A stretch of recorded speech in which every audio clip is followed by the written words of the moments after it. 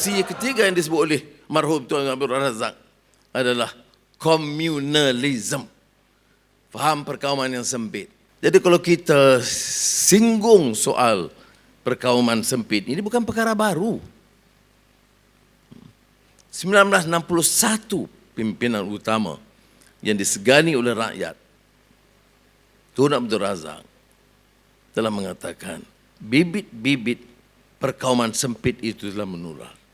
Guna istilah soal bangsa, sama ada di kalangan orang Cina atau orang India atau Melayu atau Dayak, atau menggunakan soal agama, pelampau sama ada Kristian atau Islam atau Buddhis, tapi bukan sangat untuk bangsa atau agama, tetapi itu kepentingan-kepentingan yang sempit.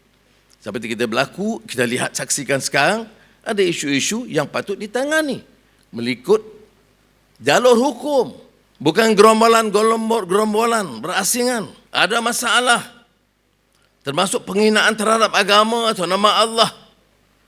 Jalur hukum yang itu menentukan.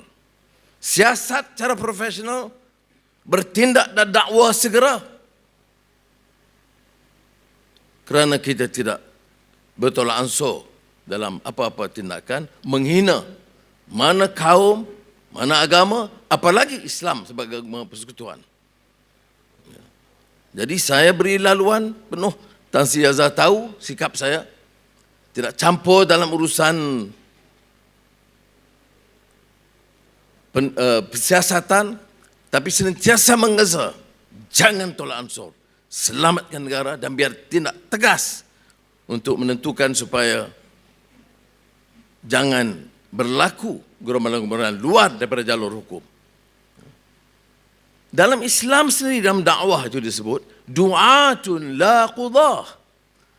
Kita ini pendakwah, bukan penghukum. Yang akan hukum itu qadhi atau hakim. Kerja dia hukum.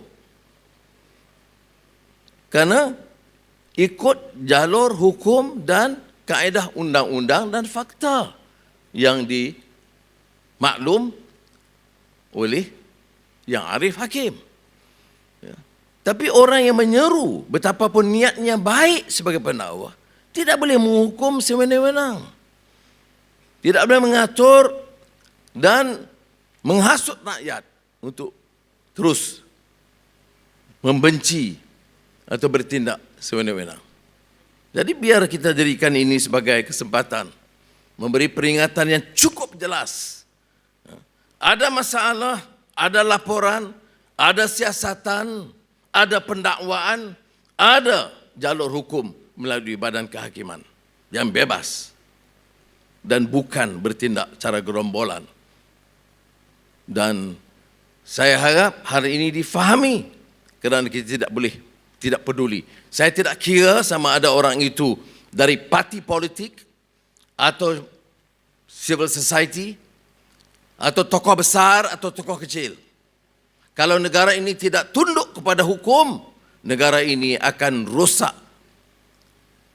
dan tidak mungkin berkembang. Negara-negara yang maju sekarang tumpu dalam beberapa isu. Keamanannya tentunya.